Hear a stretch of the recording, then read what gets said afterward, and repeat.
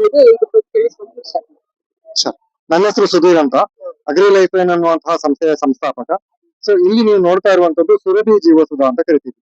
So ಸಾಧಾರಣವಾಗಿ ನೀವು ನಿಮ್ಮಲ್ಲಿ ಸಾಕಷ್ಟು ಜನ ಜೀವಾಮೃತನ ನೀವು ಮಾಡ್ತಾ ಇರ್ತೀರಾ.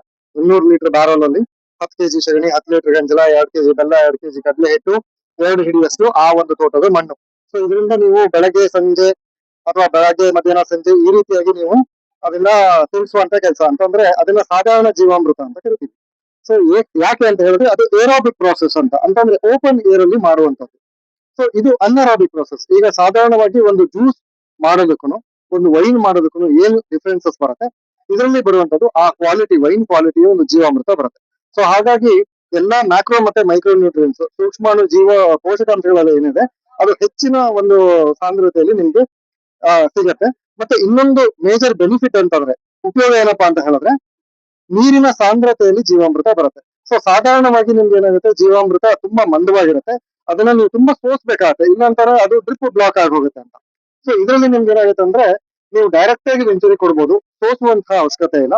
ಸೊ ಇದರಿಂದ ನಿಮ್ಗೆ 2 ತರದ ಬೆನಿಫಿಟ್. ಇದು ನಿಮ್ಗೆ ಗೊಬ್ಬರ ಆಗಿನೂ ಕೆಲಸ ಮಾಡುತ್ತೆ, ಅದೇ ರೀತಿಯಾಗಿ ನಿಮ್ಗೆ ಕೀಟನಾಶಕ ಆಗಿನೂ ಕೆಲಸ ಮಾಡುತ್ತೆ.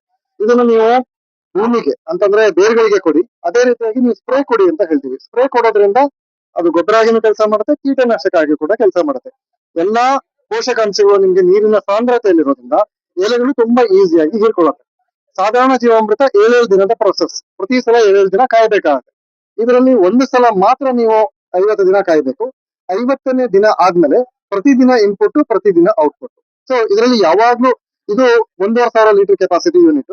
ಸೊ ಇದ್ರಲ್ಲಿ ಏನಾಗುತ್ತೆ, 900 ಲೀಟರ್ ಅಷ್ಟು ನಾವು ಇನ್ಪುಟ್ ಕೊಟ್ಟಿರ್ತೀವಿ. ಸೊ ಇದು ನಿಮ್ಗೆ 900 ಲೀಟರ್ ಯಾವಾಗ್ಲೂ ಇರುತ್ತೆ. 50ನೇ ದಿನದಿಂದ ನೀವು 30 ಲೀಟರ್ ಔಟ್ಪುಟ್ ತಗೋತೀರಾ, 30 ಲೀಟರ್ ಇನ್ಪುಟ್ ಕೊಡ್ತಾ ಹೋಗ್ತೀರಾ. ಸೊ ಏನು ಔಟ್ಪುಟ್ ತಗೊಂಡಿರ್ತೀರಾ ಅದ್ರಲ್ಲಿ 10% ವಾಪಸ್ ಹಾಕ್ಬೇಕು, ಅಂದ್ರೆ 3 ಲೀಟರ್ ವಾಪಸ್ ಹಾಕ್ಬೇಕು ಅಂತ ಹೇಳ್ತೀವಿ. ಹೇಗೆ ಈಗ ನೀವು ಹಾಲಿಗೆ ಹೆಪ್ಪ ಹಾಕ್ತೀರಾ, ಅದೇ ತರ ಪ್ರೊಸೆಸ್. ಇದರಲ್ಲಿ ಎಲ್ಲಾ ತರದ ಜೀವಾಣುಗಳು ಇರುತ್ತೆ. ಅದೇ ಜೀವಾಣುಗಳನ್ನು ನೀವು ಅದಕ್ಕೆ ಕೊಟ್ಟಾಗ ಏನಾಗುತ್ತೆ, ಅದು ಇನಾಕ್ಯುಲೇಷನ್. ಸೊ ಅದು ಮತ್ತೆ ಮಲ್ಟಿಪ್ಲೈ ಆಗ್ತಾ ಹೋಗುತ್ತೆ. ಸೊ ಇದನ್ನ ಏರೋಬಿಕ್ ಪ್ರೊಸೆಸ್ ಅಂತ ಕರಿತೀವಿ. ಸೊ ಇದು ಈ ಒಂದು ಈ ರೀತಿಯಾದ ಒಂದು ಪ್ಲಾಟ್ಫಾರ್ಮ್ ನ ಮಾಡ್ಕೊಬೇಕು. 2 ಅಡಿಯ ಒಂದು ಹೈಟ್ ಮಾಡ್ಕೋಬೇಕು.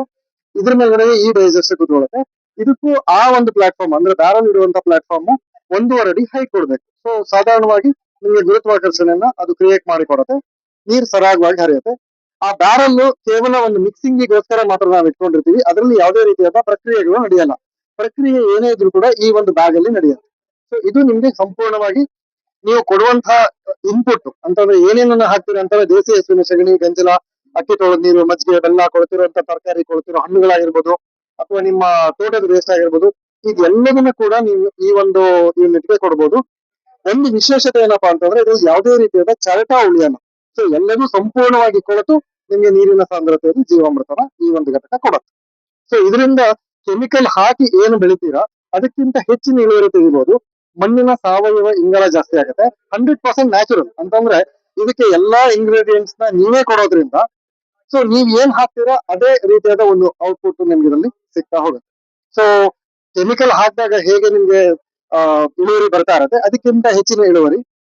Size, shape, colour, texture, properties ಅಂತಂದ್ರೆ ಈಗ ನಿಮ್ಗೆ ಸ್ವೀಟ್ನೆಸ್ ಇದ್ರೆ ಸ್ವೀಟ್ನೆಸ್ ಜಾಸ್ತಿ ಆಗುವಂತದ್ದು, ಸೈಜ್ ಜಾಸ್ತಿ ಆಗುವಂತದ್ದು, ಕಲರ್ ಜಾಸ್ತಿ ಆಗುವಂತದ್ದು.